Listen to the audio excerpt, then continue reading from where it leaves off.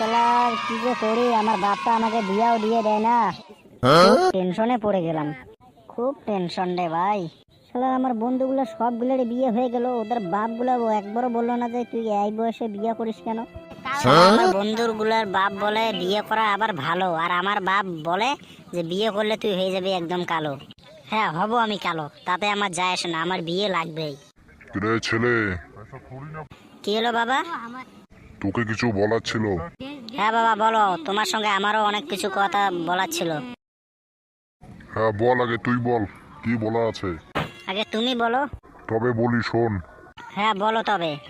বলছি কি, তোর বিয়ে এখন আমি হতে দিব না, এখনো 2 বছর পরে।